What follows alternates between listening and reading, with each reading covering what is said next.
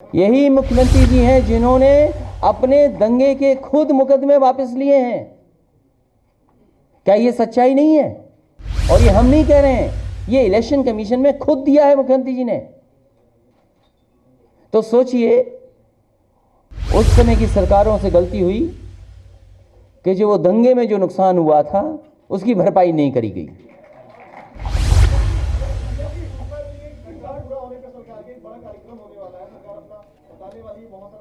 तीन सरकार में यही तो बताएगी कि लोक भवन के सामने क्या कर दिया उन्होंने। एकाना स्टेडियम में नाम कर दिया। कम से कम उनके गांव में तो एक हार्वर्ड और ऑक्सफोर्ड जैसी यूनिवर्सिटी बना देते, शायद उससे ज़्यादा बड़ा नाम होता। जितने बड़े नेता हैं और दूसरे के काम में अपना काम जोड़ देना। आपने एसपीआर फॉर्म ना भरने के लिए कहा था, गृह मंत्री ने राज्यसभा में कुछ बदलाव का संकेत किया, तो क्या आप भी बदलाव कर रहे हैं अपने रवैये में? देखिए, देश के होम मिनिस्टर दिल्ली के होम मिनिस्टर बनकर के बात कर रहे थे और उनके भाषण में उत्तर प्रदेश के बारे में क्या कहा गया। मुझे लगता है कि देश के होम मिनिस्टर मुख्यमंत्री जी से नाराज हैं, इसीलिए उन्होंने कहा कि जो दंगा फैलाने वाले लोग हैं वो उत्तर प्रदेश से आए थे। क्या ये भाषण नहीं सुना हमने, आपने? तो बताइए कितनी बड़ी बात कही उन्होंने। इस पे जरा ध्यान दीजिए और बातों पे कम ध्यान दीजिए।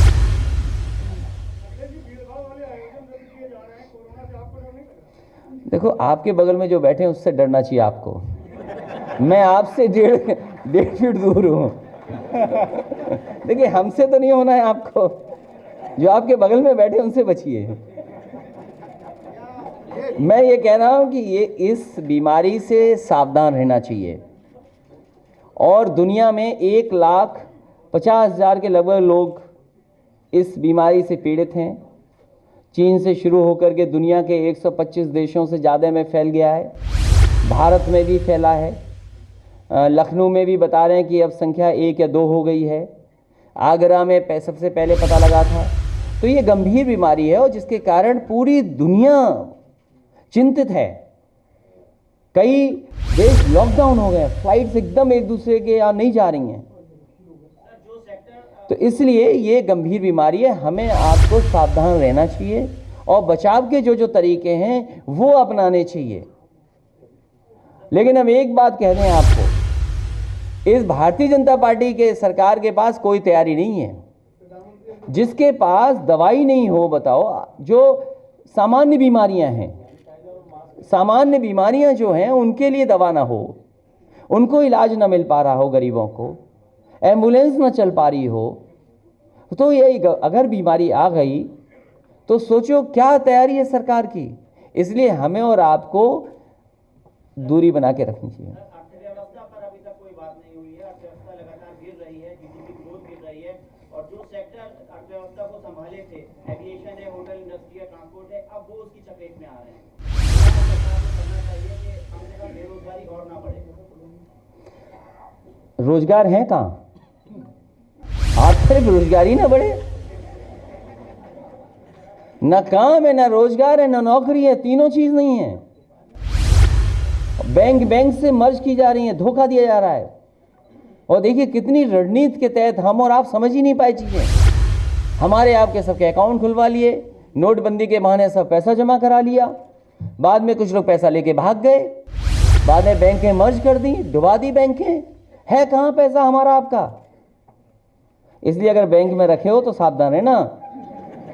और अब तो पैसा कहीं सुरक्षित नहीं है, क्योंकि घर में रखोगे तो वो धन का रूप बदल जाएगा, बैंक में रखोगे तो दिन भर आप सोचोगे कि बैंक ना डूब जाए।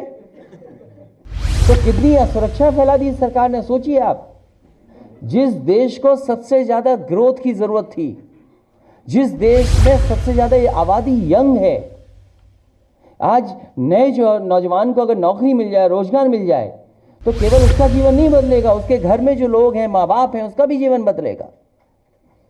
तो सोचिए कितना बड़ा धोखा दिया है हमारी अर्थव्यवस्था के साथ। और इकलौती बैंक हमारी आपकी इलाहाबाद बैंक उसका भी नाम खत्म कर दिया इन्होंने। बताइए इलाहाबाद बैंक क्या बची है? इलाहाबाद बैंक डुबा दी। और याद कीजिए, मुझे याद है वो दिन जब इसी लखनऊ में, राजधानी में, पूरे देश में इकट्ठे 300 ब्रांचेस खोली गई थीं और उस समय के वित्त मंत्री से और उत्तर प्रदेश की सरकार समाजवादी ने तय किया था कि 3000 ब्रांचेस उत्तर प्रदेश में खुलेंगी और देश में रिकॉर्ड ब्रांचेस खुलवाई गई थी। आप हालत पता करिए, ब्रांचेस बंद हो रही हैं। लोगों ने जान दे दी लाइन में लगे लगे। और वो जो जन्म लिया है वो तो आप जानते हो, खजांची से कई बार मिले हो आप।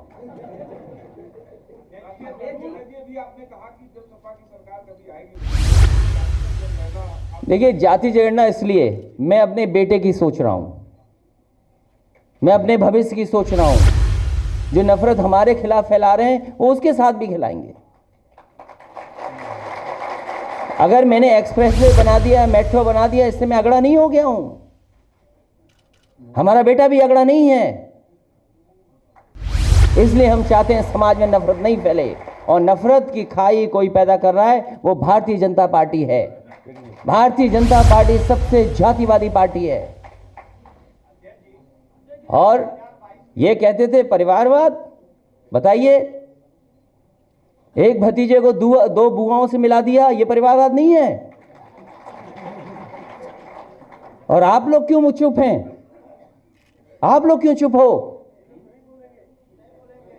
आप क्यों चुप हो? मैंने सब अखबार पलटे हैं, एक एक अखबार मैंने पलटा है देश का। एक जगह परिवारवाद वाली बात नहीं आई। और हम समाजवादी लोग अगर जुड़ जाएं तो बोले परिवारवाद। आपने एक भतीजे को 2 बुआओं से मिला दिया, कोई परिवारवाद नहीं है। शाह का बेटा नहीं, वो तो बहुत सारे ऐसे हैं।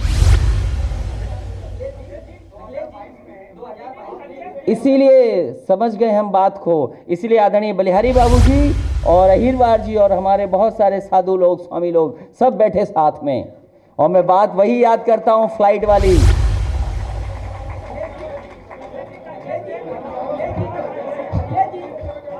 और नहीं मानते, हम दिखा रहे हैं, दिखा लेना किसी से। कौन सा टैक्स? अरे छोड़िए, टैक्स वैक्स हटाइए सरकार को।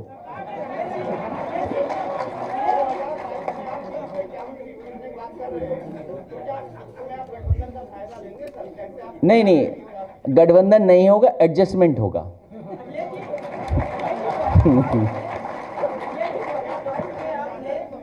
आपने 2022 में यूपी के लिए 351 सीटों का टारगेट सेट किया है। बिहार में और पश्चिम बंगाल में चुनाव होने हैं, उससे पहले वहां कितने प्रत्याशी उतारे? समाजवादी पार्टी उसके बारे में फैसला नहीं लिया है। जहां तक बिहार की बात है उसके बारे में मैं बता दूं आपको, बिहार में समाजवादी पार्टी नहीं लड़ेगी। जो बीजेपी को हराएंगे उसका समर्थन करेंगे, और बंगाल का हम और दादा बैठ करके बात कर लेंगे।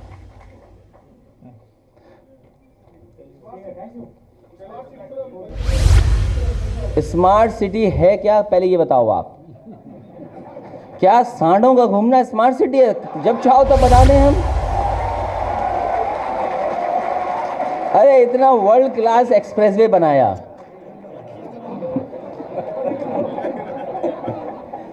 अच्छा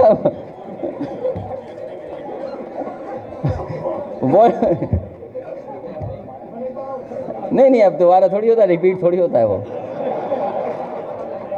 सब सांड नाराज हो जाएंगे। मुझे बचा के रखो। देखिए, वर्ल्ड क्लास एक्सप्रेसवे बना। मुझे दुख है इस बात का कि आखिरी बहस वो विकास के करते हैं भारतीय जनता पार्टी के लोग। हमारे आजमगढ़ के लोग बैठे हैं, पूर्वांचल के बहुत सारे लोग बैठे हैं। जो आगरा से लखनऊ एक्सप्रेसवे बना, ऐसा पूरा देश में एक्सप्रेसवे नहीं बना है। और इससे अच्छा, इससे सुंदर, इससे बेटर हम बनाना चाहते थे पूर्वांचल के लिए। उसके स्पेसिफिकेशन थे। एक बात हम तो पत्रकार साथियों से कहेंगे कि वो स्पेसिफिकेशंस देखें। मुख्यमंत्री जी को कुछ नहीं पता। पूर्वांचल एक्सप्रेसवे, समाजवादी पूर्वांचल एक्सप्रेसवे के बारे में मुख्यमंत्री जी को कुछ नहीं पता। 120 मीटर समाजवादी सरकार में लिया गया था। मैंने पिछली बार रजिस्ट्री बताई थी किस जिले में कब हुई थी। उसका जो मीडियन था, जो डिवाइडर होता है, चौड़ा रखा था, क्योंकि हम आगरा लखनऊ से बेटर बनाना चाहते थे। वे साइड एमिनिटीज थी, आपकी सर्विस लेन्स थी। ये सरकार ने, बताओ, पूर्वांचल को खराब बना दिया। मेरे तो एक साथी बता रहे थे, लगता है कि आपको दोबारा ठीक कराना पड़ेगा। आप बताइए स्पेसिफिकेशन क्या है? अपने लोगों को एडजस्ट करने के लिए स्पेसिफिकेशन बदले सरकार ने।